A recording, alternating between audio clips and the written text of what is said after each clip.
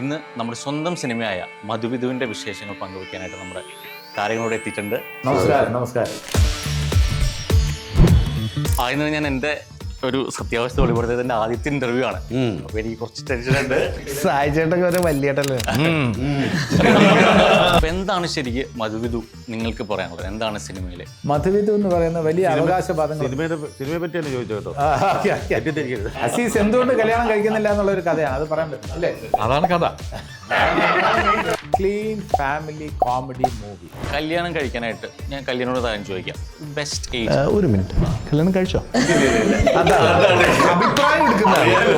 കല്യാണം സംബന്ധിച്ചിടത്തോളം character wise safe landing and career wise safe take off. സായിച്ചേട്ടൻ ഭയങ്കര തഗ്ഗായിരുന്നു.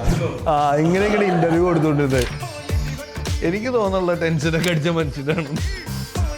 എന്ത് ചെയ്യുമ്പോഴാണ്, ഏത് അപ്രോച്ച് ചെയ്യുമ്പോഴാണ് നിങ്ങൾക്ക് ബുദ്ധിമുട്ടോ അല്ലെങ്കിൽ മോനെ കാശ് തന്നാ എന്തും ചെയ്യും. അതിനകത്ത് വില്ലനെന്നോ കോമഡിയനെന്നോ അച്ഛനെന്നോ അമ്മയെന്നോ ഒന്നുമില്ല. ഈ കാലഘട്ടം നിങ്ങൾ ഈ ഹ്യൂമർ സിനിമയിലോട്ടൊക്കെ വരുമ്പോൾ അത് എത്രത്തോളം ബാധിക്കും? ഇപ്പം നമുക്ക് ഓരോ തമാശ വരുമ്പോൾ നമ്മളൊന്ന് ശ്രദ്ധിക്കും. റേഷ്യലായിട്ടുള്ള അല്ലെങ്കിൽ അങ്ങനെയുള്ള തമാശകൾ ഒഴിവാക്കുക, ബോഡി ഷെയ്മിങ് ഒഴിവാക്കുക എന്നൊക്കെ പറയുന്നത് കുറച്ച് അത് നല്ല ഭാഗമാണ്. എനിക്ക് വ്യക്തിപരമായി ഈ കല്യാണ ചടങ്ങുകളിൽ വിഷമം തോന്നുന്ന ഒരു കാര്യം എന്ന് പറഞ്ഞാൽ ചില റാഗിങ് ഒക്കെ ചിലപ്പോൾ കാണാം. ഇതിപ്പോ എ ആർ റഹ്മാൻ ഇളയരാജ സംസാരിക്കും പോലെ ഉണ്ട്.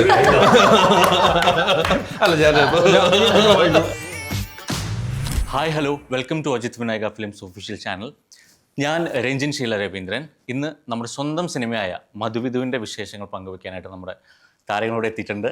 ഹായ് ഹലോ, എല്ലാവർക്കും സുഖമല്ലേ? നമസ്കാരം. ഓക്കെ, ആദ്യം തന്നെ എല്ലാവരും കാണാൻ നല്ല അടിപൊളിയായിട്ടുണ്ട്. നമ്മുടെ ഒരു ഫെസ്റ്റീവ് മൂഡിലെല്ലാവരും എത്തിയിട്ടുണ്ട്. Thank you. അപ്പോൾ ആദ്യം തന്നെ ഞാൻ എൻ്റെ ഒരു സത്യാവസ്ഥ വെളിപ്പെടുത്തിയതിൻ്റെ ആദ്യത്തെ ഇന്റർവ്യൂ ആണ്. അപ്പോൾ എനിക്ക് കുറച്ച് ടെൻഷനുണ്ട്. ഇത്രയും പേര് ആയതിൽ കിട്ടിയില്ല. സായിച്ചേട്ടൊക്കെ വലിയേട്ടല്ലേ. ആയതിന് ഇത്രയും പേര് കിട്ടിയതിൻ്റെ ഒരു ടെൻഷനുണ്ട്. ഞങ്ങളുടെ എല്ലാവരുടെയും വിശ്വാസംസകൾ. Thank you. തിരിച്ചും എല്ലാവർക്കും വിശ്വാസംസകൾ. സോ നമുക്കിപ്പോൾ ആദ്യം ടീസറിൽ നിന്ന് തുടങ്ങാം. ഞാൻ ടീസർ കണ്ടപ്പോൾ എനിക്ക് പേഴ്സണലി ഫീൽ ചെയ്തത്, ഈ മാർച്ച് മാസം നമുക്ക് കുറേ കാര്യങ്ങൾ നടന്നൊരു മാസമാണ്.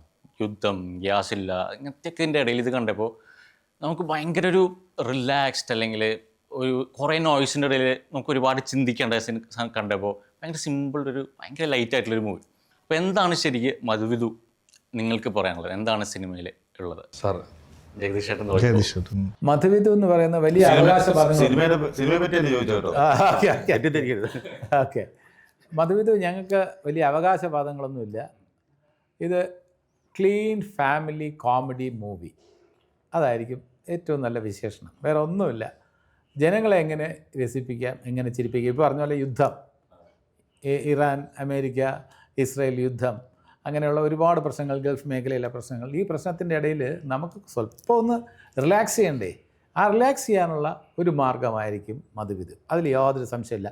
ഇതാണ് ആദ്യമായിട്ട് എനിക്ക് പറയാനുള്ളത്. ബാക്കി അവരെല്ലാം പറഞ്ഞതിന് ശേഷം ഞാൻ പറയാം. ഷറഫുക, നമ്മുടെ ഈ ആഞ്ഞിലിമൂട്ടിൽ വീട്ടിൽ ആദ്യമായിട്ട് ഒരു പെണ്ണ് കടന്നു വരുന്ന ഒരു കല്യാണം, ഇതൊക്കെയാണ് നമുക്ക് കാണാൻ പറ്റില്ല. ഡാൻസൊക്കെ കാണുന്നുണ്ട്. അപ്പോൾ എന്താണ് ആഞ്ഞിലിമൂട്ടിലെ വിശേഷങ്ങൾ? എന്താണ് അവിടെ സംഭവിക്കുന്നത്? ആഞ്ഞിലിമൂട്ടിൽ വലിയ പ്രശ്നങ്ങളില്ലാതെയൊക്കെ പോവായിരുന്നു. അപ്പോൾ കുറേ പേരൊക്കെ അതിൽ തീരുമാനം എടുത്തു. ഞങ്ങൾ വിവാഹം കഴിക്കുന്നില്ല എന്നൊക്കെ തീരുമാനം എടുത്തവരാണ്. അപ്പം ഇതിൽ പിന്നെ അടുത്ത കാൻഡിഡേറ്റായിട്ട് ഞാനാണ് നിൽക്കുന്നത്. അപ്പോൾ തീർച്ചയായും എനിക്കാണെങ്കിൽ താല്പര്യമുണ്ട് കല്യാണം കഴിക്കാൻ. അപ്പോൾ അങ്ങനെ ഒരു സാഹചര്യത്തിൽ എൻ്റെ ഒരു കല്യാണത്തിലേക്ക് പോകുന്നതാണ് സിനിമ. പക്ഷേ അത് എന്താ പറയുക, ഇങ്ങനെ പല പ്ലാനിലും പലരും ആ വീട്ടിലുണ്ടായിരുന്നു എന്നുള്ളതാണ് അതിൻ്റെ റിയാലിറ്റി. അപ്പം എനിക്ക് തോന്നുന്നു അത് ആ ഒരു കാര്യം എന്ന് വെച്ച് കഴിഞ്ഞാൽ സിനിമയുടെ അകത്ത് പറയുന്ന പല പല പ്ലോട്ടുകളും, ഇങ്ങനത്തെ ഒരു ഫാമിലിയുടെ അകത്ത് ഒരു കല്യാണം നടക്കുമ്പോൾ ഉണ്ടാകാവുന്ന സംഘർഷങ്ങളും സങ്കടങ്ങളും സന്തോഷങ്ങളുമാണ് സിനിമ. പലർക്കും പല പ്ലാനുകളും ഉണ്ടെന്ന് പറയുമ്പം എന്നെ ഒഴിവാക്കണം. കാരണം ഇതിനകത്ത് അവിവാഹിതരായിട്ട് പിന്നെ ഉള്ളത് ഒന്ന് അസീസിൻ്റെ ക്യാരക്ടറും പിന്നെ എൻ്റെ രണ്ടാമത്തെ മകൻ്റെ ക്യാരക്ടർ. അതെ, ആൻഡ് സായി ചേട്ടനുണ്ട് ഇതിൽ, ബിന്ദു മാമുണ്ട്, പിന്നെ മകളും ഉണ്ട്. അപ്പോൾ സായി ചേട്ടൻ്റെ എക്സൈറ്റ്മെൻറ്റ് എന്തായിരുന്നു? ബിന്ദു ചേച്ചിയായിട്ട് മുന്നേ അഭിനയിച്ചിട്ടുണ്ട്, മകളുടെ ആദ്യത്തെ പടമാണ്. അപ്പോൾ സായി ചേട്ടൻ്റെ എക്സ്പെക്റ്റേഷനും പ്രതീക്ഷകളൊക്കെ എന്താണ് മോളുടെ കൂടെ അഭിനയിക്കുമ്പോൾ? അല്ലേ, എൻ്റെ പ്രതീക്ഷയ്ക്ക് വലിയ കോട്ടം തട്ടിയിട്ടില്ല. ഇല്ല, ഒരു ഫസ്റ്റ് മൂവി എന്നുള്ള നിലയിൽ, അച്ഛൻ എന്നുള്ള നിലയിൽ പറയുന്നതല്ല, അല്ലാതെ ഒരു ആർട്ടിസ്റ്റ് എന്നുള്ള നിലയിൽ നമ്മൾ പറഞ്ഞു കഴിഞ്ഞാൽ എനിക്ക് അത്ര മോശമായി എനിക്ക് തോന്നിയില്ല, നന്നായിരുന്നു. പലയിടത്തും ഞാൻ വിചാരിച്ചതിനേക്കാളും നന്നായി ചെയ്തിട്ടുണ്ട്. അതിന് ഒരു എന്തായാലും വിഷമിക്കേണ്ട ആവശ്യമില്ല. ഇല്ല. എന്തെങ്കിലും അഡ്വൈസ് കൊടുത്തായിരുന്നോ ഇല്ല, സിനിമയിലോട്ട് വരുമ്പോൾ? ഇല്ല, അങ്ങനെ ഉള്ളതൊന്നും പറയാറില്ല. ചിലപ്പം ചിലപ്പോൾ ഇങ്ങനെ ഒരു ലുക്ക് നന്നായിരിക്കും, ചിലപ്പോൾ അല്ലെങ്കിൽ അങ്ങനെ നോക്കുമ്പോൾ നന്നായിരിക്കും എന്ന് പറയാറുണ്ട്. അത് ഇവളടുത്തൊന്നല്ല, നമ്മുടെ കൂടെ അഭിനയിക്കുന്ന എല്ലായിടത്തും പറയാറുള്ള പോലെ പറഞ്ഞിട്ടേ ഉള്ളൂ. അസീസിക്കയിലോട്ട് വരുമ്പോൾ, അസീസിക്ക നമ്മുടെ വീട്ടിലെ ചിറ്റപ്പനാണ്. എന്താണ് ഈ ക്യാരക്ടറിനെ കുറിച്ച് പറയാനുള്ളത്?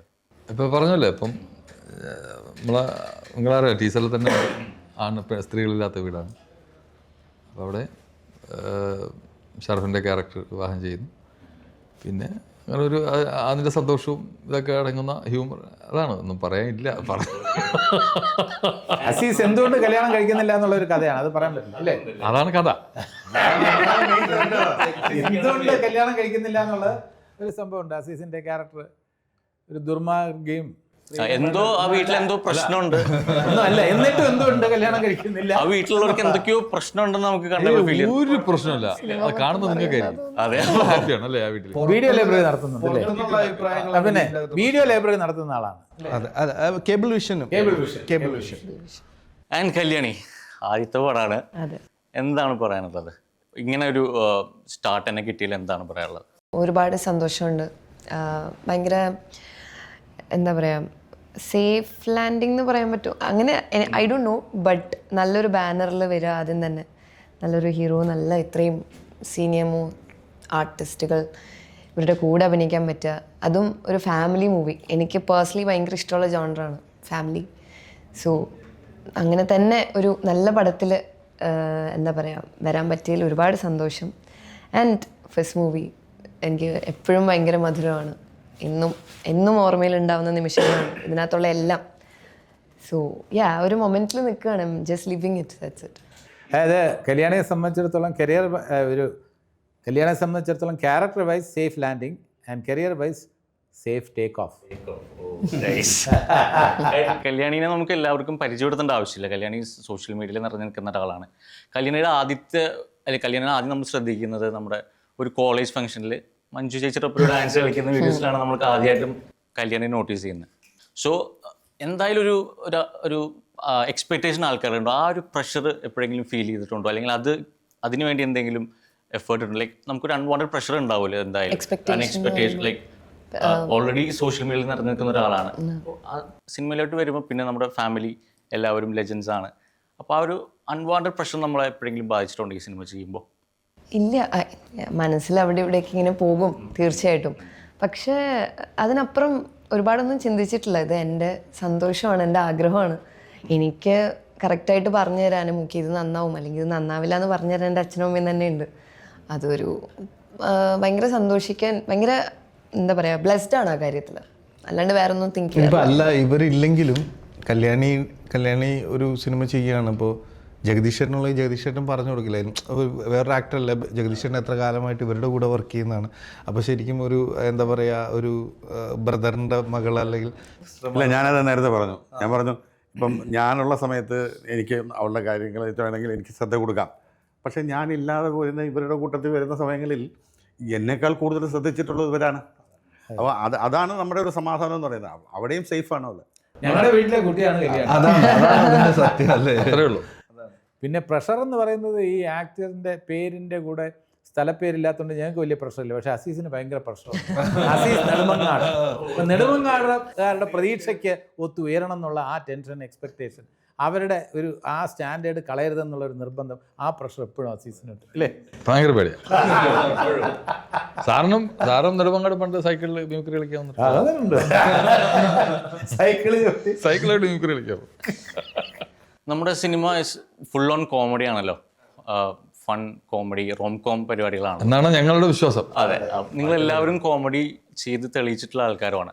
അപ്പോൾ മധുവിലോട്ട് വരുമ്പോൾ ഈ സിനിമയിൽ എങ്ങനെയാണ് ഈ കോമഡി വർക്കൗട്ട് ചെയ്യുന്നത്? ലൈക്ക് നമ്മൾ സ്ക്രിപ്റ്റിൽ എന്തായാലും നമുക്കൊരു സംഭവം ഉണ്ടാവും, പിന്നെ നമ്മൾ കുറേയൊക്കെ നമ്മൾ ഇംപ്രൂവൈസ് ചെയ്യുന്നതാണ് ആ സിറ്റുവേഷനിൽ. മധുവിലോട്ട് വരുമ്പോൾ നിങ്ങൾ ഇത്രയും പേരുണ്ട്, ഇതിലെങ്ങനെയാണ് നിങ്ങൾ ഈ കോമഡി ഓൺ സെറ്റ് വർക്കൗട്ട് ചെയ്തത്? കോമഡി ആക്ച്വലി സ്ക്രിപ്റ്റിൽ അത്യാവശ്യം നന്നായിട്ടുണ്ടായിരുന്നു. നമ്മളങ്ങനെ ഇംപ്രവൈസ് ചെയ്യേണ്ട ഒരു സാഹചര്യം വളരെ വളരെ കുറവാണ്. ജയ് വിഷ്ണു ആൻഡ് ബിപിനാണ് അവരാണ് എഴുതിയിരിക്കുന്നത്. വിഷ്ണു ആണ് അതിൻ്റെ ഡയറക്ടർ. നമ്മൾ ഇമ്പ്രവൈസ് ചെയ്തതിന് മുമ്പ് പറഞ്ഞിട്ടുണ്ട്, ഇമ്പ്രവൈസ് ചെയ്തൊരു സീനിൽ ഇമ്പ്രവൈസ് ചെയ്യാന്ന് പറഞ്ഞാൽ ചിലപ്പോൾ ഈ ഡയറക്ടറുടെ പ്ലാനിലുള്ള ക്യാരക്ടറിൽ നിന്ന് ചിലപ്പോൾ നമ്മൾ മാറിപ്പോകാൻ സാധ്യതയുണ്ട്. അപ്പോൾ അങ്ങനെയുള്ള ഇത് വരുമ്പോൾ അവർക്ക് ആ ഇമ്പ്രവൈസേഷൻ ആവശ്യമില്ല, അല്ലാതെ തന്നെ അവരതിൽ ഹ്യൂമർ കണ്ടെത്തുന്നുണ്ട്. അപ്പോൾ അത്തരത്തിലുള്ള ഹ്യൂമറാണ് സിനിമയിൽ കൂടുതലുള്ളത്. എഴുതപ്പെട്ട ഇതിൻ്റെ സാഹചര്യങ്ങളുടെ ഒരു രസം തന്നെയായിരിക്കും സിനിമയിലുള്ളത്. അത് ഭയങ്കര ഇൻട്രസ്റ്റിംഗ് ആണ്. കാരണം എനിക്ക് തോന്നുന്നു സിനിമ തുടങ്ങി കുറച്ച് കഴിഞ്ഞ് സിനിമയിലേക്ക് നമ്മൾ ഇന്നായി കഴിഞ്ഞാൽ പിന്നെ അതിലെ എല്ലാ ഈവൻസിലും നമുക്ക് ചിരി വരുന്ന രീതിയിലാണ് ആ സിനിമ പോകുന്നത്. അതിൻ്റെ ട്രാക്ക് അങ്ങനെയാണ്, ഇൻട്രസ്റ്റിംഗ് ആണ്. ഭയങ്കര സ്കൂൾ സിനിമയാണ്. എന്ന് വെച്ച് കഴിഞ്ഞാൽ വിഷു കാലഘട്ടത്തിലൊക്കെ പോയി ഇരുന്ന് കാണുക എന്ന് പറയുന്നത് അതിന് പറ്റിയ ഐഡിയൽ വിഷു പടമായിട്ടാണ് ചൂട് സമയത്ത് കുടിക്കുന്ന ഒരു ഫ്രൂട്ട് സലാഡ് ഇതിൽ കൂടെ എന്ത് വേണം, കറക്റ്റ്. നല്ല കുളിർമായിട്ട്. ആൻഡ് നമ്മുടെ ഡയറക്ടർ പുതിയ ആദ്യത്തെ പടമാണ് വിഷ്ണു അരവിന്ദ്. ഡയറക്ടർ നിങ്ങൾ എങ്ങനെയാണ് ഇതിലോട്ട്, ഐ മീൻ നിങ്ങൾക്ക് എങ്ങനെയാണ് ആ ഡയറക്ടർ വിശ്വാസം വന്ന് നിങ്ങൾ ഇതിലെങ്ങനെയാണ് ഇന്നായത്? ഡയറക്ടറിനെ കുറിച്ചൊന്ന്. ഡയറക്ടർ എനിക്ക് പറയാനുള്ളത്, ഡയറക്ടർ ബേസിക്കലി ഒരു എൻജിനീയറാണ്. അപ്പോൾ അദ്ദേഹത്തിന് ഒരു കാര്യങ്ങളെല്ലാം ഒരു നല്ല വിഷനുണ്ട്. അപ്പം വളരെ മെച്ചുവേർഡായിട്ടുള്ള സമീപനമാണ്. ഇത് ആദ്യത്തെ സിനിമയാണെന്ന് പറയില്ല. അത് നമ്മളോടുള്ള സമീപനത്തിലും ആദ്യത്തെ സിനിമയാണെന്ന് നമുക്ക് തോന്നിയിട്ടില്ല ഒരിക്കലും. പുള്ളി കോൺഫിഡൻ്റ് ആണ്. ഷോർട്സിനെ കുറിച്ചും കാര്യങ്ങളിലുമൊക്കെ തന്നെ വളരെ തറവാണ്. എന്താ വേണ്ടതെന്ന് ചിലപ്പോൾ ഒക്കെ നമ്മൾ വീണ്ടും ഒരു ടേക്ക് ആവശ്യപ്പെട്ടിട്ടുണ്ട്. അപ്പോൾ നമ്മളിപ്പോൾ ചെയ്യുമ്പം അത് കുറച്ചുകൂടെ ഒന്ന് ഇമോട്ട് ചെയ്യണം, അല്ലെങ്കിൽ കുറച്ചുകൂടെ ഒന്ന് ചെയ്യാം. അപ്പം നമ്മൾ ചിലപ്പോൾ ഒന്ന് ബാക്കിലോട്ട് പിടിക്കും. ഈ ഹ്യൂമർ എന്നൊക്കെ പറയുമ്പോൾ അത് ഓവറായി പോകുമെന്നൊക്കെ പേടിക്കുമ്പം വിഷ്ണു അരവിന്ദ് തന്നെ കോൺഫിഡൻസ് തരും. ഇല്ല ചേട്ടാ, കുറച്ചുകൂടെ ആവാം. അപ്പം ഞാൻ ഒരു ടേക്ക് കൂടെ കൊടുക്കും. അത് എല്ലാവരുടെ കേസിലും ആപ്ലിക്കബിളാണ്. വിഷ്ണുവിന് നല്ല കൺവിക്ഷനുണ്ട്, ഈ കോമഡി സെൻസും ഉണ്ട്. നല്ല കോമഡി സെൻസ്, ഒരു കോമഡി ആവശ്യമാണല്ലോ. ഇങ്ങനെ ഒരു പടത്തിന് നമുക്ക് തന്നെ കോൺഫിഡൻസ് തോന്നുന്ന തരത്തിലാണ് പുള്ളി സംവിധാനം ചെയ്തിട്ടുള്ളത്. ബാക്കി ഇവർ പറയും. പിന്നെ നമ്മളെല്ലാം വന്നത്, തുടക്കക്കാരെല്ലാം വന്നത് പുതുമുഖമായിട്ടാണ്. അപ്പോൾ നമ്മളെ അന്നത്തെ കാലത്ത് അവർ വിശ്വസിച്ചു. വിശ്വാസമാണ് എൻ്റെ പ്രധാനം. പിന്നെ അദ്ദേഹം വന്ന് പറയുമ്പോൾ ഒന്ന് ഇത് കഥയെപ്പറ്റി പറഞ്ഞു തരുമ്പോൾ അതിനകത്ത് പുള്ളിയുടെ ഒരു ഇൻവോൾവ്മെൻ്റ് ഉണ്ടല്ലോ, അത് നമുക്ക് കാണുമ്പോൾ മനസ്സിലാവും. ഇത്ര നാളത്തെ എക്സ്പീരിയൻസ് വെച്ച് കുറച്ച് കൂടുതലായിട്ട് മനസ്സിലാവും. സ്റ്റഫുള്ള ആളാണ് എന്ന് മനസ്സിലാവും. അതെ, പണിയറിയാം. ഇപ്പോൾ നമ്മൾ എന്തെങ്കിലും ഒരു കോമഡി അല്ലെങ്കിൽ എന്തെങ്കിലും എക്സ്ട്രാ, ഇപ്പോൾ പറഞ്ഞല്ലേ സ്ക്രിപ്റ്റ് ഇല്ലാത്ത ഇടാൻ പോകുമ്പം ഇത് ഇടട്ടെ വിഷ്ണു ചോദിക്കുമ്പം വേണ്ട അത് മതി, വേണ്ട, അതെ, അപ്പോഴും മനസ്സിലാക്കണം അവൻ നല്ലൊരു ഡയറക്ടറാണ്. അപ്പോഴും ചിരിച്ചോണ്ടേ പറയുള്ളൂ, വേണ്ട ആവശ്യമില്ല. സെറ്റിൽ എന്തായാലും സിനിമയിൽ കാണുന്നതിനൊക്കെ കൂടുതൽ ചിലപ്പോൾ ഒരുപാട് ഫൺ മൊമെന്റ്സ് ഉണ്ടാവും. അപ്പോൾ മധുവിധു സെറ്റ് എങ്ങനെ ഉണ്ടായിരുന്നു? അടിപൊളിയായി, എന്താ ഭയങ്കര നല്ലായിരുന്നു. നമ്മൾ ഒരു ഫാമിലി പോലെയായിരുന്നു. ഫ്രീ ടൈം കിട്ടുമ്പോഴെല്ലാം ഞങ്ങൾ പാട്ട് പാടും.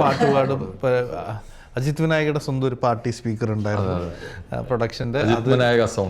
സൗണ്ട്സ് അത് നമുക്ക് മഴ പെയ്ത് കഴിഞ്ഞാൽ അപ്പം തന്നെ നമ്മുടെ അടുത്തേക്ക് വരുന്നു. ജഗദീഷേട്ടൻ മഴക്കാലത്താണ് ഷൂട്ടിംഗ് തോന്നുന്നത്. മഴക്കാലത്തായിരുന്നു. ഇടയ്ക്കിടയ്ക്ക് മഴ ഉണ്ടായിരുന്നു. സായി ചേട്ടനും പാടിയിട്ടുണ്ട്. സായി ചേട്ടനും പാടി, എല്ലാവരും പാടുമായിരുന്നു. വൈബായിരുന്നു, വൻ വൈബായിരുന്നു അവിടെ. ആൻഡ് കല്യാണി, ഫസ്റ്റ് ഈ സിനിമയിലോട്ട് വരുമ്പോഴേ നമുക്ക് ആരെങ്കിലും നമുക്ക് അഡ്വൈസ് മേടിച്ചായിരുന്നു? നേരത്തെ പറഞ്ഞു, അതല്ലാതെ അഡ്വൈസ് ആരെങ്കിലും എടുത്തായിരുന്നോ? ഇല്ല ഇല്ല, എനിക്ക് ഭയങ്കരമായിട്ട് കഥ ഇഷ്ടപ്പെട്ടു. ഭയങ്കര അൺഎക്സ്പെക്റ്റഡ്ലി ഇന്നായതാണ്. എന്നെ ഇതിൻ്റെ റൈറ്റർ ബിപിൻ ചേട്ടനാണ് ആദ്യം വിളിക്കുന്ന ഓഡീഷന് വേണ്ടി.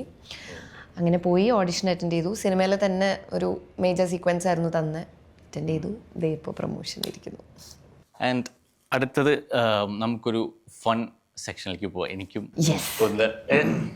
നമുക്ക് ഈ കല്യാണം, മധുവിധു, അത് റിലേറ്റഡ് ആയിട്ടുള്ള കുറച്ച് ഫൺ ക്വസ്റ്റ്യൻസ് ആണ്. അത് റിലേറ്റഡ് ആയിട്ട് അതല്ല, കല്യാണം മൊത്തത്തിൽ നമ്മുടെ ഒരു സിനിമയുടെ അനുസരിച്ചുള്ള ചോദ്യങ്ങൾ. അതെ, നോക്കണം കേട്ടോ, സൂക്ഷിച്ചിട്ട് ഞാൻ പറയുള്ളൂ. അപ്പോൾ ആദ്യം തന്നെ കല്യാണത്തിനെ കുറിച്ച് എന്താണ് അഭിപ്രായം? ഒരു വൺ വേർഡോ. കല്യാണം എന്താണ്, കല്യാണം എന്നുള്ള കോൺസെപ്റ്റിനെ കുറിച്ചിട്ട് എന്താണ് അഭിപ്രായം? അത് ഓക്കെ ആണല്ലോ, അത് വേണ്ടേ? നിയമപരമായിട്ടുള്ള കല്യാണം എന്ന കോൺസെപ്റ്റ് തന്നെ ഒരുപാട് മാറ്റങ്ങൾ വന്നിട്ടുണ്ട്. ഇപ്പോൾ കല്യാണം എന്ന് പറഞ്ഞാൽ ഔപചാരികമായിട്ടുള്ള കല്യാണം കഴിക്കാതെ തന്നെ ജീവിക്കുന്നവരുണ്ട്, ലിവിങ് ടുഗദർ ഉണ്ട്.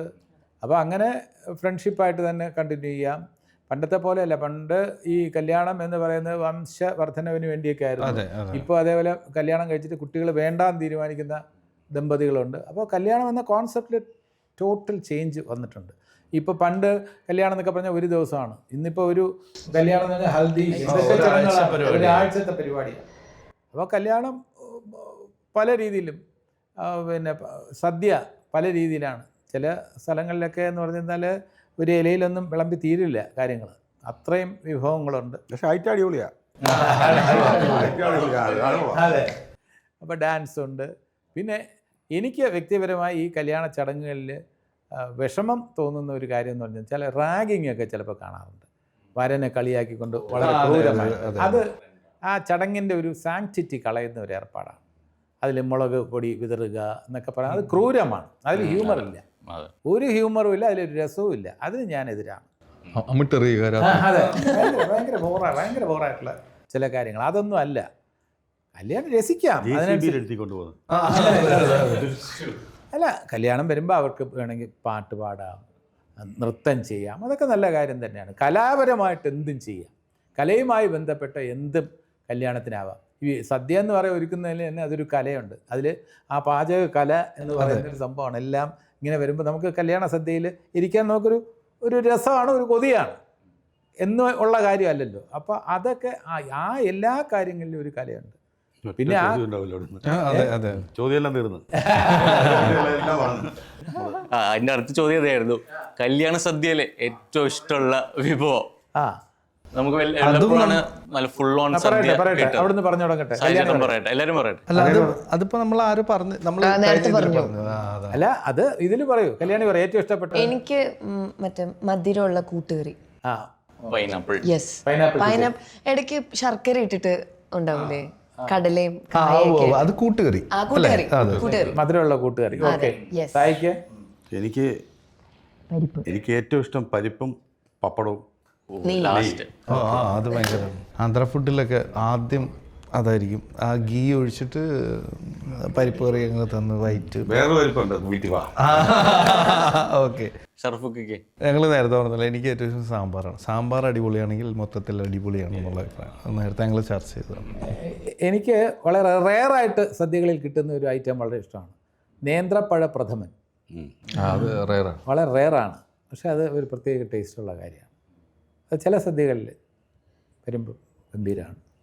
രസം അത് രസം കേൾക്കുമ്പോൾ തന്നെ രസം. എല്ലാം ദഹിക്കണം എന്നുള്ളതാണ്, അതാണ് രസം. ദഹിക്കാൻ വേണ്ടിയുള്ളതാണ് രസം. നന്നായിരുന്ന സദ്യ അടിപൊളിയാണ്.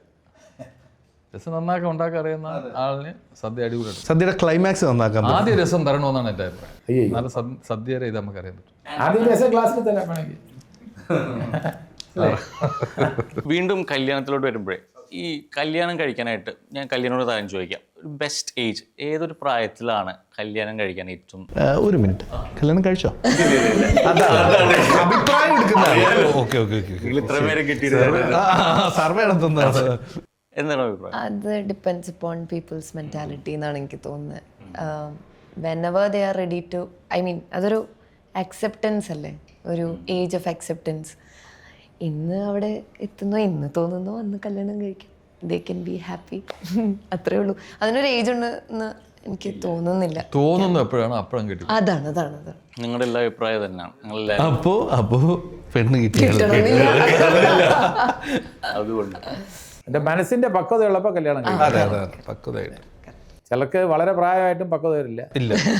ചിലർ വളരെ നേരത്തെ, ഇപ്പം നിയമപരമായിട്ടുള്ള ഏജ് അച്ചീവ് ചെയ്തതിന് ശേഷം അവന് നല്ല പക്വത തന്നെ കുറച്ച് നേരത്തെ കല്യാണം കഴിച്ചോട്ടെ, ഞങ്ങൾക്ക് വിരോധം. ചിലർ കല്യാണം കഴിച്ച് കുറച്ച് കാലം കഴിഞ്ഞൊക്കെ കൊച്ചു 10ാം ക്ലാസ്സൊക്കെ ആവുമ്പോൾ പക്വത വരുന്നവരും ഉണ്ട്. അതെ, വളരെ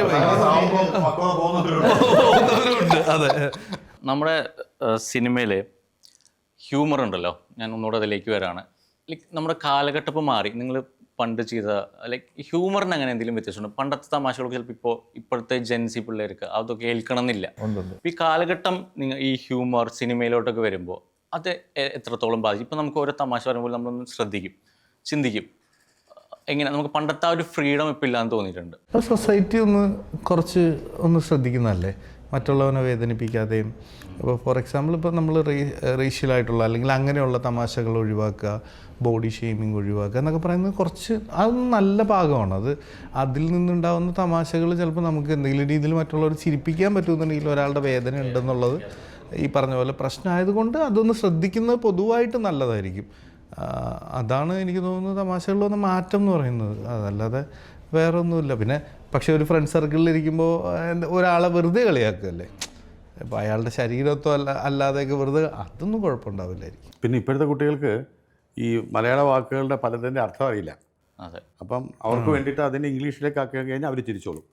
ഓക്കെ, മനസ്സിലാവണം. അല്ല, മനസ്സിലാവുന്ന രീതിയിലാണെങ്കിൽ ചിലപ്പോൾ പലതും മനസ്സിലാവില്ല. സത്യം. കഴിഞ്ഞ ദിവസം പിന്നെ ഇപ്പോൾ കൂടുതൽ ആൾക്കാരെ സംബന്ധിച്ചിടത്തോളം ഒരുപാട് സമയമെടുത്ത് ഒരു കാര്യം അവതരിപ്പിക്കുന്നതിനേക്കാളും മിനിമം ടൈം കൊണ്ട് മാക്സിമം ഇമ്പാക്റ്റ് ഉണ്ടാക്കാനാണ് എല്ലാവർക്കും താല്പര്യം. കാരണം ഈ റീൽസ് എന്നൊക്കെ പറയുന്നത് അതാണ്. അതെ, വളരെ ചെറിയ സംഭവം, അത് ഇങ്ങനെ 30 സെക്കൻഡ് കണ്ടിങ്ങിച്ചിരിക്കും. 30 സെക്കൻഡ് നേരെ മറിച്ച് ഒരു 20 മിനിറ്റിൻ്റെ ഒരു സ്കിറ്റ് ഈ സോഷ്യൽ മീഡിയ കിടക്കുകയാണെങ്കിൽ അത് പിന്നീട് കാണാമെന്ന് വിചാരിക്കും. ഇത്ര സെക്കൻഡേ ഉള്ളൂ എന്ന് പറഞ്ഞാൽ അത് കണ്ടിട്ട് ചിരിച്ചു, അടുത്തത് കണ്ടു. അതിന് അത്രത്തോളം സീരിയസ്നെസ്സേ കൊടുക്കുന്നുള്ളായിരിക്കാം. പക്ഷേ പെട്ടെന്ന് ഫാസ്റ്റ് ലൈഫിൽ ആൾക്കാർക്ക് പെട്ടെന്ന് കാര്യങ്ങൾ ഇങ്ങനെ വന്ന് പൊയ്ക്കൊണ്ടേയിരിക്കണം. ഹ്യൂമറിൻ്റെ കാര്യത്തിലും അതാണ്. അല്ലാതെ പരത്തി പറഞ്ഞ് ഒരു നാടകത്തിൻ്റെ സംക്ഷിപ്ത രൂപത്തിലൊക്കെ ഒരു സംഭവം ആൾക്കാർ കേട്ടുകൊണ്ടിരിക്കില്ല. പെട്ടെന്ന് അങ്ങോട്ടും ഇങ്ങോട്ടും പറഞ്ഞ് അതിനകത്ത് ഒരു 5ാമത്തെ സെൻറ്റൻസിന് മുമ്പ് നല്ല തമാശ വേണം. ഡീറ്റെയിൽഡ് സ്ക്രിപ്റ്റ് വേണ്ട. ടക്കടക്കേന്ന് പറഞ്ഞു. പക്ഷേ മലയാളി പ്രേക്ഷകർക്ക് അതും വേണം. എല്ലാം എന്താണ് കൊടുക്കേണ്ടത് ഒരു കൺഫ്യൂഷനാണ്. അസീസിക്ക് എന്താ തോന്നിയിട്ടുള്ളത്? ഹ്യൂമർ ഒരു ഞാനത് മനസ്സിലാക്കി അങ്ങനെ കോൺഷ്യസ് ആയിട്ട് ഇപ്പോൾ ചിന്തിക്കുന്നു. ഇല്ല, പിന്നെ ഞാനൊക്കെ സത്യം പറഞ്ഞാൽ സ്കിറ്റ് നിർത്താൻ കാരണം കമൻറ്റുകൾ വായിച്ച് ഇതെന്താ പഴയത് നമ്മൾ അക്സെപ്റ്റ് ചെയ്യണം. കാരണം എന്ന് പറഞ്ഞാൽ പണ്ട് SP പിള്ള സാറും അടൂർ ഫാസി സാറൊക്കെ ചെയ്യുന്ന ആ ഒരു ഇഷ്ടമല്ല നമ്മളെ കാലത്ത്. നമ്മളൊക്കെ കണ്ട സിദ്ദീഖ് സാർ ഇവരുടെയൊക്കെ ആ സമയത്തുള്ള കോമഡി, ഇൻഹിയർ അങ്ങനത്തെ അത് കണ്ടാണ് നമ്മൾ സത്യം പറഞ്ഞാൽ നമ്മൾ കോമഡി ഇഷ്ടപ്പെട്ടു തുടങ്ങി. അപ്പം നമ്മൾ വീണ്ടും വന്നപ്പോൾ നമ്മളെ ആൾക്കാർ മനസ്സിലായി. ഇപ്പോഴത്തെ കുട്ടികളുടെ ഈ പറയുന്ന റീല് 30 സെക്കൻഡുള്ള കോമഡി കണ്ടു തുടങ്ങി. അത് കഴിയുമ്പോൾ നമ്മൾ ആ 1/2 സ്കിറ്റ് നമ്മൾ കൊണ്ട് 1/2 മണിക്കൂറേ പറ്റും, 30 സെക്കൻഡ് പറ്റില്ല. നമ്മളൊരു കഥ അങ്ങ് പാരത്തി എടുത്ത് പറഞ്ഞൊരു സ്കിറ്റ് ആകണം. മറ്റേതല്ല, ഇപ്പോഴത്തെ ഭയങ്കര ടാലൻ്റാണ്, നമ്മളത് അംഗീകരിച്ചു കൊടുക്കണം. അല്ല, പണ്ടും ഈ പറയുന്ന 30 സെക്കൻഡ് ഹ്യൂമർ ഉണ്ട്. ഫലിത ബന്ധുക്കൾ എന്ന് പറഞ്ഞാൽ മലയാള മനോരമ ആഴ്ചപ്പതിപ്പിൽ വന്നുകൊണ്ടിരുന്നത് ഒരു ചോദ്യം ഉത്തരം, അതിനകത്ത് തമാശ ഉണ്ടായിരുന്നു. ബാർബർ ഷോപ്പ് എന്ന് കരുതി അങ്ങനത്തെ ഫലിതമൊക്കെ 30 സെക്കൻഡല്ലേ ഉള്ളൂ. ചിരിച്ചതാണ്. അതെ, അത് വായിക്കാൻ വേണ്ടി മാത്രമായിട്ട് ആ മാഗസിൻസ് മേടിക്കുമായിരുന്നു. ബോബനും മോളിയിലും ഓരോ വിറ്റും ഒരു 30 സെക്കൻഡിന്റെയാണ്. പറഞ്ഞത് നമുക്കത് മതി, പഴയതാണ് എന്ന് വെച്ചിരുന്ന സാധനം വീണ്ടും പുതിയതാക്കിയതാണ് ശ്രീനേട്ടൻ. അതിനകത്ത് വേറൊരു ഫലിതം കണ്ടെത്തിയാലാണ്. നമ്മുടെ കോട്ടയം സോമരാജ്, പുള്ളി കോട്ടയം സോമരാജ് എന്ന ആർട്ടിസ്റ്റ് ഉണ്ട്. പുള്ളി ഭരിത ബിന്ദുവൊക്കെ എഴുതുന്നതാണ്. പുള്ളി തന്നെയാണ് കോട്ടയം ബസ് സ്റ്റാൻഡിൽ നിന്ന് ഒരു ബുക്ക് വെച്ച് വായിച്ചിട്ട് ഇത് ആടെ എഴുതിയ നോക്കുമ്പോൾ പുള്ളി എഴുതിയത്. പുള്ളിയുടെ സാധനം ഇത് വേറെ ആരെങ്കിലും അടിച്ചിറക്കുന്നതാണ്. പുള്ളിയുടെ എഴുതിയിട്ടിട്ട് പുള്ളിയുടെ പേര് എടുക്കും കോട്ടയം സോമരാജ്. നമ്മുടെ തമാശകളിൽ ഭയങ്കര ഇൻഫ്ലുവൻസ് ഉള്ള ടോംസ്, ഈ പറഞ്ഞ പോലെ ബോബനും മോളി ഭയങ്കരമായിട്ട് ഒരു കാലഘട്ടത്തിൽ എന്താ പറയുക, ഇവിടുത്തെ തമാശയ്ക്ക് വേണ്ടി നമ്മൾ വായിച്ചുകൊണ്ടിരുന്ന അത്ര സർക്കാസ്റ്റിക് ആയിട്ട്. എനിക്ക് ഏറ്റവും ഇഷ്ടമാണ് നായക്കുട്ടിയാണ്. എല്ലായിടത്തും ക്യാരക്ടേഴ്സ് എല്ലാം നല്ലതാണ്. കേസില്ല വക്കീലാണ് ബോബനും മോളിയുടെ. അതെ. പിന്നെ ഒരു പഞ്ചായത്ത് പ്രസിഡന്റ്, ഭാര്യ ചേട്ടത്തി, അപ്പി ഹിപ്പി ഭയങ്കര രസമായിരുന്നു അത്. ഒരു ഡയലോഗ് ഇല്ലാതെ ഇതൊക്കെ നോട്ടങ്ങളുണ്ട്. ഹ്യൂമറിന്റെ കാലഘട്ടങ്ങളുടെ വ്യത്യാസങ്ങളുണ്ട്. അതാണ് ഒരു ബോബനും മോളിയും ജനറേഷനിൽ നിന്ന് റീൽ ജനറേഷനിലേക്ക് എത്തുന്നതിൻ്റെ മാറ്റമാണ്. അപ്പോൾ കാലത്തിൻ്റെ അനുസരിച്ചുള്ള ഫാസ്റ്റ് ലൈഫാണ്. കുറച്ചാൾ മുമ്പ് ഒരു ADയുടെ അടുത്ത് ഏത് സിനിമയ്ക്കാണ് പോയതെന്ന് ചോദിച്ചപ്പോൾ അജര ഗജര ചേട്ടാ അജര ഗജര ഗജരാന്തം എന്ന് പറഞ്ഞവരാണ്. എന്ന് വെച്ച് കഴിഞ്ഞാൽ അല്ല, മാത്രമല്ല ഇപ്പോൾ നമ്മൾ ഏറ്റവും കൂടുതൽ സിനിമ ബന്ധപ്പെട്ട ടെക്നീഷ്യൻസിൻ്റെ ഏറ്റവും വലിയ ടെൻഷൻ എന്ന് പറഞ്ഞാൽ പ്രേക്ഷകർ കയ്യിൽ മൊബൈൽ കൊടുത്തുകൊണ്ടാണ് കയറുന്നത്. ഈ സിനിമ നല്ല സീൻ അതിൽ എന്തെങ്കിലും ഡ്രോപ്പ് അയാൾക്ക് ഫീൽ ചെയ്യുകയാണെങ്കിൽ ഉടൻ തന്നെ മൊബൈൽ ഫോൺ ഓൺ ചെയ്യുന്നത്. ലൈറ്റ് കാണാം നമുക്ക്. എൻ്റെ അടുത്തിരിക്കുന്ന ആളിരിക്കുമ്പോൾ ഞാൻ പലപ്പോഴും സീറ്റ് മാറി ഇരുന്നിട്ടുണ്ട്. കാരണം ചില സ്റ്റുഡൻസ് വന്നിട്ട് ഇങ്ങനെ നോക്കിക്കൊണ്ടിരിക്കും. അപ്പോൾ അവന് ഇതിലേക്ക് നോക്കാൻ സമയം കൊടുക്കാത്ത രീതിയിൽ സിനിമ വേണം. നമ്മൾ ഈ അടുത്തൊരു എഡിറ്റർ ഞാനും സംസാരിച്ചുകൊണ്ടെന്ന് പറയാം, ചേട്ടാ ഒരു സിറ്റുവേഷനെ കുറിച്ച് ഇങ്ങനെ സംസാരിച്ച് പറയാണ്, അത് അത്രയും പോയാൽ അപ്പോൾ മൊബൈൽ എടുക്കും. അതാണ് ഒരു എഡിറ്റർ വരെ ഇപ്പോൾ ആ ലെവലിലാണ്. ഒരു മൊബൈൽ എടുക്കരുത് എന്നുള്ളതാണ് അതിൻ്റെ ഇത്. പ്രേക്ഷകരെ മൊബൈൽ എടുക്കാനുള്ള സാഹചര്യം ഒരുക്കരുത് എന്നുള്ളതാണ് ഇപ്പോഴത്തെ ടെൻഷൻ. നമ്മൾ മധുവിൽ അത് എടുപ്പിക്കില്ല നമ്മൾ ആക്ച്വലി ഞങ്ങളെല്ലാം തിയേറ്ററിൻ്റെ പുറത്തുനിന്ന് തന്നെ വാങ്ങി വെക്കും. മറ്റേ 3D കണ്ണാടി ആൻഡ് നമ്മുടെ സിനിമയുടെ മറ്റൊരു പ്രത്യേകത എനിക്ക് തോന്നിയത് ഹിഷാം അബ്ദുൽ വഹാബിൻ്റെ മ്യൂസിക്കാണ്. അപ്പോൾ അതിനെക്കുറിച്ച് ഇതിൽ എത്രത്തോളം പാട്ടുകളുണ്ട്? നമ്മൾ കല്യാണത്തിന് ജഗദീഷൻ്റെ ഡാൻസും ഷർഫുഖയുടെ ഡാൻസും ഒക്കെ നമ്മൾ ടീച്ചറിൽ ചെറുതായിട്ട് അതങ്ങനെ സ്ട്രെസ് ചെയ്ത് പറയണ്ട. പക്ഷെ നമ്മൾ ഫുൾ ഒരു കല്യാണം ഡാൻസ് പോലത്തെ ഒരു സംഭവം ഡാൻസ് എന്ന് പറയുന്നത് പുതിയ സാധനം. ഡാൻസ് ആണെന്ന് വെച്ചാൽ അല്ലേന്ന് വെച്ചാൽ അപ്പൊ ഇതില് പാട്ടുകൾക്ക് എത്ര പ്രാധാന്യമുണ്ട്? ഡാൻസും പരിപാടികളൊക്കെ ഇതിലെങ്ങനെ? പാട്ടുകൾക്ക് ഒരുപാട് പ്രാധാന്യമുണ്ട്. 8 സോങ്സുകളും ഉണ്ട് സിനിമയിൽ. അതെ, പിന്നെ ഇതിന്റെ ടൈറ്റിൽ ട്രാക്കാണ് ഇപ്പോൾ പുറത്ത് വന്നേക്കുന്നത്. പിന്നെ എൻ്റെ പേഴ്സണൽ ഫേവറേറ്റ് ടൈറ്റിൽ ട്രാക്കാണ്. അതെ അതെ, ഭയങ്കര രസമാണ് കേൾക്കാൻ. ഓക്കെ, നമുക്ക് ഡാൻസും പരിപാടികളൊക്കെ എന്താ പറയാ, സ്റ്റോറിയുടെ ഭാഗമായിട്ട് ഒരു ചെറിയ പോർഷൻ. അല്ല, ഈ പാട്ടിന്റെ എണ്ണം വെച്ച് നോക്കണ്ട, ഇത് കഥ ചിലതൊക്കെ പാട്ടിലൂടെയാണ് പറഞ്ഞു പോകുന്നത്. അങ്ങനെയാണിത്. അല്ലാതെ സാധാരണഗതിയിൽ ഒരു സിനിമയിൽ ഇത്രയും പാട്ടുകൾക്ക് പ്രസക്തി ഉണ്ടത്. ഇത് കഥയെ പറഞ്ഞു പോകാൻ പാട്ടുകൾ ഉപയോഗിച്ചിട്ടുണ്ട്. അങ്ങനെയാണ്, കഥയുടെ ഇൻറ്റഗ്രൽ പാട്ടാണ്. അതെ, അങ്ങനെയാണ് ഇത്രയും പാട്ട് വരുന്നത്. അത് രസകരമാണ്, അത് ഫാസ്റ്റ് ആക്കാൻ സഹായിക്കുന്നതാണ് നമ്മൾ, അല്ലേ? പാട്ടുകൾ എപ്പോഴും സാധാരണ സിനിമയിൽ നിന്നൊരു വ്യത്യസ്തമാണത്. മറ്റേതൊക്കെ ഓരോരുത്തർ പറഞ്ഞല്ലേ പോവാ, അതല്ല ഒരു മ്യൂസിക്കലാണ്. സായിച്ചേട്ടാ, അടുത്ത ചോദ്യം. സായിച്ചേട്ടൻ്റെ ആദ്യത്തെ പടം റാംജി റാവ് സ്പീക്കിംഗ് ആണ് അല്ലേ? അല്ല, എൻ്റെ ആദ്യത്തെ പടം വിടരുന്ന മുട്ടുകളാണ്. ബാലതാരമായിട്ട്. ബാലതാരമായിട്ട്. ഓക്കെ. സിനിമ സീരിയസ് ആയിട്ട് ചിന്തിച്ച സമയം, അല്ലെങ്കിൽ ആദ്യമായിട്ട് അല്ലെങ്കിൽ സിനിമയൊക്കെ ട്രൈ ചെയ്യുന്ന സമയത്ത് ഇപ്പോഴുള്ള സായിച്ചേട്ടനെ, ആ കാലഘട്ടത്തിൽ അപ്പോൾ ആ സിനിമയുടെ സെറ്റിൽ ആദ്യത്തെ ഷോട്ടിനിരിക്കുന്ന സായിച്ചേട്ടനെ കാണാൻ പറ്റുകയാണെങ്കിൽ ഇപ്പം എന്തായിരിക്കും ആ സായികുമാറിനോട് പറയുക? ഞാൻ പറയുന്ന മര്യാദയ്ക്ക് അഭിനയിക്കാൻ പറ്റുമെങ്കിൽ അഭിനയിച്ചാൽ മതി, ഇല്ലെങ്കിൽ പോകാൻ പറയും. ഞാനതേ പറയുള്ളൂ. ഞാൻ ഇങ്ങനൊന്നും അല്ലടാ അഭിനയിക്കണ്ടെന്ന് പറയുന്നത്. ഞാൻ ഇതൊന്നും അല്ല അഭിനയിക്കേണ്ട, വീട്ടിൽ പോകാൻ പറയാൻ. അല്ല, നീ ഇതന്നെയാണ്, നീ കണ്ടിന്യൂ ചെയ്ത മോനെ, ഓക്കെയാണ് അങ്ങനെ. കാരണം ഇപ്പോഴുള്ള സാഹചര്യം അറിയാം. അപ്പോൾ ആ ടെൻഷൻ അടിച്ചിരിക്കുന്നതൊക്കെ ശരിയാവും, വർക്കാവും എന്നൊക്കെ ടെൻഷൻ അടിച്ചിരിക്കുന്ന ആളോട് ടെൻഷനൊന്നും ഇല്ലായിരുന്നു. എനിക്ക് സഹായിച്ചേട്ടൻ ഭയങ്കര തഗ്ഗായിരുന്നു. ഇങ്ങനെ ഇന്റർവ്യൂ എടുത്തോണ്ടിരുന്നത് എനിക്ക് തോന്നുന്നു ടെൻഷനൊക്കെ അടിച്ച മനുഷ്യനാണെന്ന്. അങ്ങനെ തന്നെയായിരിക്കും അല്ലേ? എനിക്കങ്ങനെ ടെൻഷനൊന്നും തോന്നിയിട്ടില്ല. ജഗദീഷനാണെങ്കിലോ ഇപ്പോൾ പഴയ കാലത്തോട്ട് ഞാൻ ഒന്ന് പോകാൻ പറ്റും, ഒന്ന് എന്തെങ്കിലും ഇപ്പോൾ പറയാൻ, ഇന്നത്തെ പോലെ നമുക്ക് അഡ്വൈസ് എടുക്കാനോ അങ്ങനെയൊന്നും ചിലപ്പോൾ അന്ന് പറ്റിയിട്ടുണ്ടാവില്ല. ഇപ്പോൾ ഉള്ള ജഗദീഷന് ആ യങ്ങർ സെൽഫിലേക്ക് ഒന്ന് പോകാൻ പറ്റുകയാണെങ്കിൽ എന്തായിരിക്കും?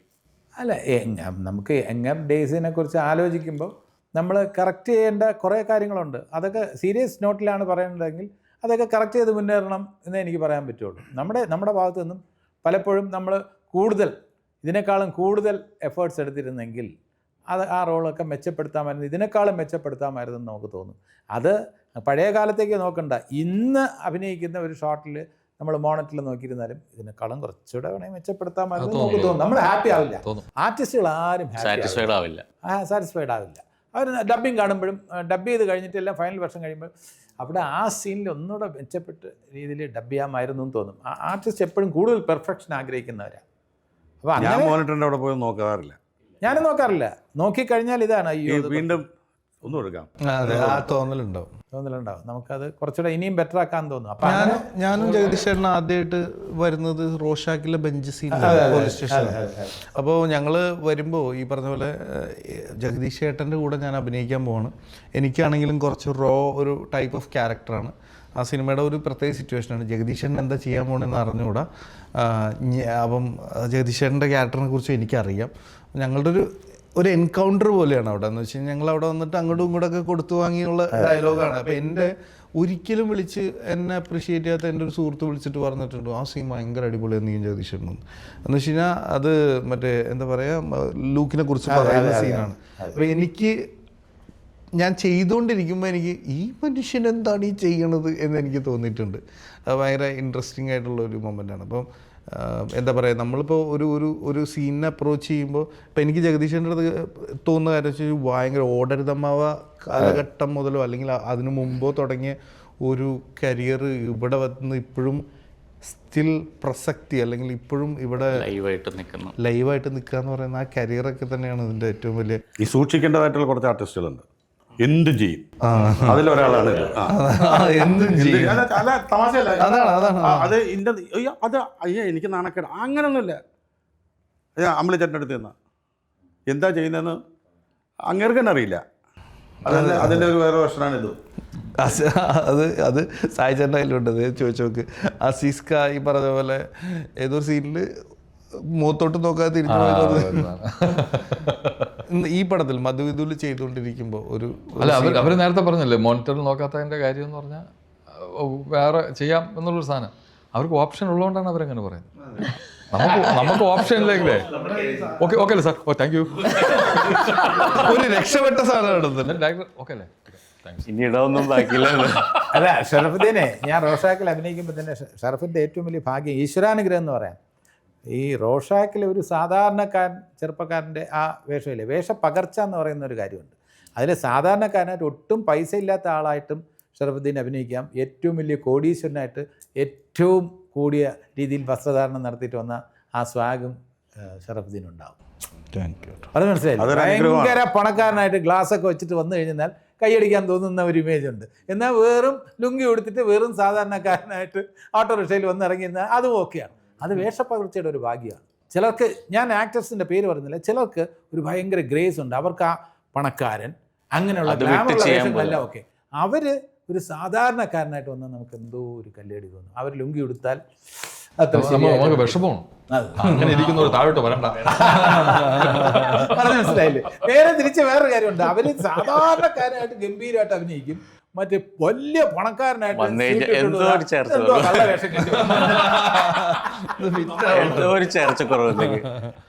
അതുകൊണ്ട് ആ വേഷപ്പകർച്ച എന്നുള്ളൊരു കാര്യം ഇപ്പോൾ ഇതിൽ ഞാൻ പ്രതിച്ഛായയിൽ കണ്ടപ്പോൾ ആ സ്വാഗ് ആ ഡ്രസ്സൊക്കെ അപ്പോൾ ഈ ക്യാരക്ടേഴ്സ് ഇങ്ങനെ പറഞ്ഞല്ലോ, ഇപ്പോൾ നമുക്ക് സാധാരണക്കാരൻ്റെ വേഷം അല്ലെങ്കിൽ ഒരു ഭയങ്കര സീരിയസ് ആയിട്ടുള്ള വില്ലൻ കഥാപാത്രങ്ങൾ അല്ലെങ്കിൽ ഈ റൊമാൻറ്റിക് ഹീറോ അങ്ങനെ ഇതിലേത് ചെയ്യുന്നതാണ് കുറച്ചുകൂടെ നിങ്ങൾക്കൊക്കെ എല്ലാവരോടുള്ള ചോദ്യമാണ്. എന്ത് ചെയ്യുമ്പോഴാണ് ഏത് അപ്രോച്ച് ചെയ്യുമ്പോഴാണ് നിങ്ങൾക്ക് ബുദ്ധിമുട്ടോ അല്ലെങ്കിൽ ഏറ്റവും ഈസി ആയിട്ട് എങ്ങനെയാണ് നിങ്ങൾക്ക് തോന്നിയിട്ടുള്ളത്? നമുക്ക് കോമഡി ചെയ്യാനും ചിലർക്ക് പറയും കോമഡി ഭയങ്കര ബുദ്ധിമുട്ടാന്ന് പറയും. സായിച്ചേട്ടൻ എങ്ങനെയാണ് ഫീൽ ചെയ്തിട്ടുള്ളത്? മോനെ കാശ് തന്നാൽ എന്തും ചെയ്യും. സത്യം. അതിനകത്ത് വില്ലനെന്നോ കോമഡിയനെന്നോ അച്ഛനെന്നോ അമ്മയെന്നോ ഒന്നുമില്ല. ചേട്ടാ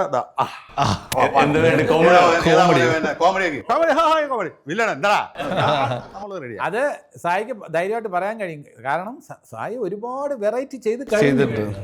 ഇഷ്ടം പോലെ സായിക്ക് ആഗ്രഹിച്ച രീതിയിലുള്ള വില്ലൻ വേഷങ്ങളെല്ലാം കിട്ടിയിട്ടുണ്ട്. നായക വേഷം ചെയ്തിട്ടുണ്ട്. റാംജി റാവിനപ്പുറമുള്ള ഒരു നായകനുണ്ടോ? ഏറ്റവും സൂപ്പർ നായകനല്ലേ? അതെല്ലാം ചെയ്ത് കഴിഞ്ഞു. ഇപ്പം എൻ്റെ കാര്യത്തിൽ പറയുകയാണെന്നുണ്ടെങ്കിൽ ഞാൻ അടുത്ത കാലത്ത് ചെയ്ത വേഷങ്ങൾ വെച്ച് ഞാൻ ആഗ്രഹിച്ചിരുന്നത് ദാഹിച്ചിരുന്ന ഒരു കോമഡിയാണ്. എനിക്ക് കോമഡിയാണ്. ആൾക്കാരെല്ലാം ചോദിച്ചു തുടങ്ങി എന്താണ് കോമഡിയൊക്കെ വിട്ടോ? കോമഡി കിട്ടണ്ടേ? അപ്പോൾ അതിന് ഞാൻ ഭയങ്കര ഒരു ആശ്വാസം കണ്ടെത്തുന്നതാണ് മധുവിധു. ഭയങ്കര റിലീഫാണ് എന്നെ സംബന്ധിച്ചിടത്തോളം. അത് വളരെ സന്തോഷം തോന്നി. നമ്മുടെ ഹലോ മമ്മി ഒരു കാര്യം കൂടെ പറയാം. ഹലോ മമ്മിയിൽ ഇമോഷൻസ് കുറച്ച് കൂടുതലുണ്ട്. ഒരു സ്റ്റേജ് കഴിയുമ്പോൾ അതിൻ്റെ കോമഡിയൊക്കെ വിട്ടിട്ട് വളരെ ഇതിൽ കുറച്ചുകൂടെ കോമഡി ഉണ്ട്. പുള്ളിയുടെ ഇമോഷൻസ് ഒക്കെ ചെറിയ കോമഡിയിലാണ് നിൽക്കുന്നത്. അതിനകത്ത് ഒരുപാട് ടോമാഞ്ചേരി കളി ഒരുപാടുണ്ട്. നമുക്ക് അതേപോലെ ഇൻട്രസ്റ്റ് തോന്നും. അല്ല സാധാരണ കറക്റ്റാണ്. ഈ മാർക്കോ എന്ന് പറഞ്ഞ സിനിമ എടുത്ത് വെച്ചിട്ട് ഇതെടുത്ത് നോക്കുമ്പോൾ ഭയങ്കര രാപ്പകൽ വ്യത്യാസം. അമേരിക്കയിലും ഇന്ത്യയിലും നടക്കുന്നൊരു പിന്നെ വേറെ ആരുണ്ട്? ഷറഫുദ്ദീൻ പറഞ്ഞ ഒരു കമൻ്റാണ് എനിക്ക് മാർക്കോയുടെ പ്രൊമോഷൻ ഏറ്റവും കൂടുതൽ കിട്ടിയത്.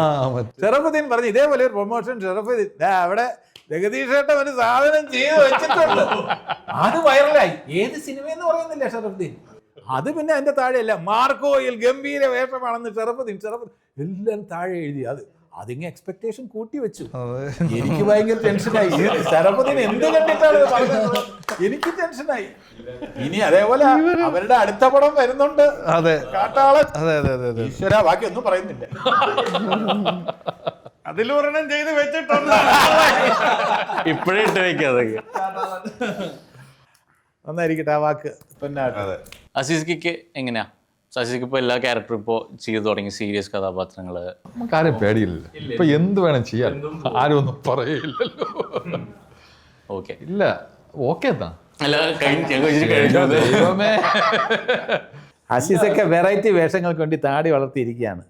വേറെ വരികയാണെങ്കിൽ താടി ഷേവ് ചെയ്യും. അങ്ങനെയൊന്നുമില്ല. ഇതൊരു രസം. രസമൊന്നുമല്ല, റോളിനുണ്ടല്ലേ ഇത്. റോളിന് അത് ഓക്കെ. ക്യാരക്ടർ ഇപ്പൊ ചോദ്യം ഒന്നുകൂടെ പറയാൻ ഞാൻ മറന്നു. അതായത് ആശിസിക്ക് ഇപ്പോൾ നമ്മുടെ ഇപ്പോൾ സീരിയസ് കഥാപാത്രങ്ങൾ അതുപോലെ കോമഡി എല്ലാം ചെയ്യുന്നുണ്ടല്ലോ. അപ്പോൾ അസീസിക്കൊക്കെ കുറച്ചുകൂടി കംഫർട്ടബിൾ കോമഡിയാണ് ചെയ്ത് തുടങ്ങിയത്. ഇപ്പോൾ സീരിയസ് കഥാപാത്രങ്ങൾ വരുമ്പോൾ അപ്പോൾ എങ്ങനെയാണ് ഡിഫറൻസ് ഒരു ക്യാരക്ടറിലേക്ക് അപ്രോച്ച് ചെയ്യുന്നത്? ഏറ്റവും ടെൻഷൻ ഹ്യൂമർ ചെയ്യുമ്പോൾ. കാരണം നമുക്ക് ഇപ്പോൾ ഈ സെൻറ്റിമെൻറ്റ്സ് ആണെങ്കിൽ നമ്മൾ അഭിനയിക്കാൻ എളുപ്പമൊന്നുമല്ല. പിന്നെ അതിൻ്റെ മ്യൂസിക്കിൻ്റെ പരിപാടിയും ഇതും കുറച്ച് ഇതൊക്കെ വരുമ്പോൾ ഭയങ്കര രസമായിരിക്കും. പക്ഷേ ഹ്യൂമർ അതല്ല. ഹ്യൂമർ നമ്മൾ ചെയ്ത് തന്നെ പറയും. ഹ്യൂമറിൻ്റെ ഇടയിൽ ഒരു മ്യൂസിക്കും ഇല്ല. മാറ്റർ വേണം. ടൈമിംഗ് എന്ന് പറയുന്ന ടൈമിംഗ് എന്നുള്ള സാധനമാണ്. അതാണ് ഭയങ്കര ഹ്യൂമർ ചെയ്ത് ഫലിപ്പിക്കുക എന്ന് പറയുന്നത് നിസ്സാരക്കാരനല്ല. സത്യം. അല്ല, അത് സായി പറഞ്ഞ നമ്മൾ ഈ പറഞ്ഞാൽ ഞാൻ പലപ്പോഴും പറയാറുണ്ട്, ഈ സിനിമയിൽ പലപ്പോഴും ഇത്രയും ആർട്ടിസ്റ്റിൻ്റെ കോമ്പിനേഷനാണ്. ഒരാളുടെ ഡയലോഗ് പറയുന്നത് 2 സെക്കൻഡ് ലേറ്റായ ആ സീൻ്റെ പഞ്ച് പോകും. അതിങ്ങനെ തുടുത്തതുപോലെ പോകണം. അതിൽ ടെക് ടക് ടക് ടക് ടക്ക് എന്ന് കൊടുത്ത് പോകണം. അതിൽ 1-2 ഡിലേ വന്നു കഴിഞ്ഞാൽ ആ പഞ്ച് ഡ്രോപ്പ് ആകും. അപ്പോൾ നമ്മൾ ഡയലോഗ് തറവായിരിക്കണം, നമ്മുടെ എക്സ്പ്രഷൻ തറവായിരിക്കണം, നമ്മൾ ചെയ്യേണ്ട ആക്ടിവിറ്റീസ് തറവായിരിക്കണം. ആ സമയത്ത് മറ്റേ എടുക്കണം, മറിച്ച് എടുക്കണം, ഇത് എടുത്തുകൊണ്ട് പറയണം, അടുക്കളയിൽ ചെന്ന് കുക്കിംഗ് നടത്തിക്കൊണ്ട് ഇതിൽ നോക്കിക്കൊണ്ട് പറയണം. ഇത്രയും കാര്യങ്ങൾ മനസ്സിലിരിക്കുക വേണം, ഡയലോഗ് ഓർമ്മ വേണം, പറയുന്ന മൂഡ്. അതാണ് എന്നെ പഠിപ്പിച്ച് സായി ചേട്ടൻ. ആര് എവിടെ എപ്പോ എങ്ങനെ എന്തിന്. പിന്നെ നമുക്ക് ജഡ്ജ് ചെയ്യാൻ നമുക്ക് പറ്റില്ല. അവിടെ വെച്ച് ജഡ്ജ് ചെയ്യാൻ പറ്റുന്നില്ല. ഇത് വർക്ക് ആവുന്നത് അപ്പോൾ നമുക്ക് ജഡ്ജ്മെന്റിലേക്ക് എത്താനും പറ്റില്ല. അതിനാണ് അവിടെ ഡയറക്ടറൊക്കെ ഉള്ളത്. അവരുടെ ജഡ്ജ്മെന്റ് ആണ് സിനിമ. അതാണല്ലോ ഒരു ഓക്കെ ഷോട്ട് ഓക്കെ എന്ന് പറയുന്നതാണല്ലോ നമ്മുടെ ലൈഫ് ഇരിക്കുന്നത്. നമ്മുടെ പ്രൊഡക്ഷൻ അജിത് വിനായക ഫിലിംസ് പ്രൊഡക്ഷനെ കുറിച്ചിട്ട് ഒരു വാക്കും കൂടെ പറഞ്ഞിട്ട് നമുക്ക്. അതുകൊണ്ടല്ലേ ഞങ്ങളിപ്പോൾ പ്രൊമോഷൻ വന്നു. അതെ, അജിത് വിനായക പ്രൊഡക്ഷനെ കുറിച്ച് ഭയങ്കര അടിപൊളിയായിരുന്നു.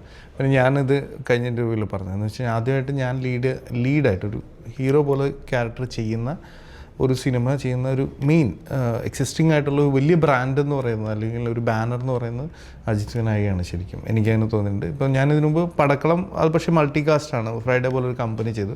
പക്ഷെ ഞാൻ ഇതായിട്ട് വരുന്നൊരു സിനിമ ചെയ്യുന്നത് ശരിക്കും അജിത് വിനായകയാണ്. അതിൽ ഭയങ്കര സന്തോഷമുണ്ട്. ഞാൻ പേഴ്സണലി എൻ്റെ ഒരു സന്തോഷമായിട്ട് ഞാൻ വെക്കുന്നതാണത്. അവരാണ് ആ സിനിമ അങ്ങനെ എന്നെ ഇത് ചെയ്യാൻ വേണ്ടി അവർ തയ്യാറായതാണ് എൻ്റെ സന്തോഷം. ഒരു കാര്യത്തിലും കോംപ്രമൈസ് ചെയ്തിട്ടില്ല. കോസ്റ്റിൻ്റെ കാര്യത്തിലൊന്നും ആവശ്യത്തിന് വേണ്ട കാര്യങ്ങളെല്ലാം തന്നെ ഒരു സിനിമയ്ക്ക് വേണ്ടി എല്ലാം. അതൊരു വലിയ നല്ല ഫുഡായിരുന്നു. നല്ല ഫുഡാണ്. ഞങ്ങൾ കൊട്ടാരക്കരക്കാർക്ക് അങ്ങനെ ഒരു ഗുണം പൊതുവേ ഫുഡിൻ്റെ കാര്യത്തിൽ അല്ല, നല്ല ഫുഡായിരുന്നു. ഈ ഫുഡ് കിട്ടാൻ ഭയങ്കര ബുദ്ധിമുട്ടാണ്. ഈ അപൂർവം കുറച്ച് കമ്പനികളേ ഉള്ളൂ എല്ലാവർക്കും ഒരേപോലെ ഫുഡേ. അതാണ് നമുക്കൊരു കരിമീൻ ചിലപ്പോൾ അഡീഷണൽ വന്നേക്കും. എല്ലാവർക്കും ഒരേപോലെ ഒരു ഫുഡ് കൊടുക്കുക എന്ന് പറയുന്നതൊക്കെ. കല്യാണി പ്രൊഡക്ഷനെ കുറിച്ച്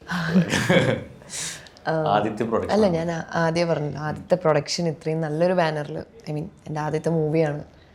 എല്ലാവരും എന്താ പറയുക, നല്ലൊരു ബാനറിൽ വരാൻ പറ്റില്ല. ഒരുപാട് സന്തോഷം. അപ്പോൾ നമുക്ക് സെറ്റിൽ നമ്മൾ കുറേ ഫുൾ പൊളി മോഡലായിരുന്നു. പാട്ടും പരിപാടിയിലൊക്കെ. നമുക്ക് വിഷുവാണ്, മധുവിധു സിനിമ ഇറങ്ങാൻ പോവാണ്. നമുക്കൊരു പാട്ട് എല്ലാവരും കൂടെ പാടി അല്ലല്ല, ഏത് പാട്ട് പാടിയാലും നമ്മൾ ജോയിൻ ചെയ്യാം. അപ്പൊ സാറ് ജോയിൻ ചെയ്തോ? അല്ല, ഞാനില്ല. ഇതിപ്പോ എ ആർ റഹ്മാൻ ഇളയരാജൻ സംസാരിക്കും പോലെ ഉണ്ട്. അല്ല, സാർ തുടങ്ങി. എല്ലാവരും കൂടെ നമുക്ക് ഒരുമിച്ച് ജോയിൻ ചെയ്യാം. വിഷുവിന്റെ അറിയാന്നുള്ളൊരു പാട്ട് പാടും. അല്ല, എല്ലാവരും പാടുന്നവരല്ലേ. അപ്പൊ ഷെറഫും പാടും. ഞാൻ ഈ ലെവലല്ല. റെഡി 2, 3, 4.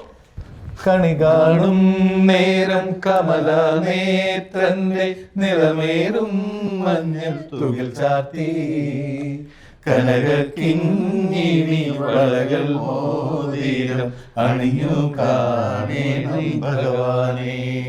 കണി കാണും നേരം കമല നേത്രന്റെ നിറമേറും മഞ്ഞൾ തുകിൽ ചാത്തി കനക കിങ്ങിണി വളകൾ മോതിരം അണിഞ്ഞു കാണേണം ഭഗവാനേ. അടിപൊളി. അപ്പോൾ ഏപ്രിൽ 17 നമ്മുടെ സിനിമ ഇറങ്ങാണ്. അപ്പോൾ നിങ്ങൾക്ക് എല്ലാവർക്കും all the very best. Thank you for your time. Thank you.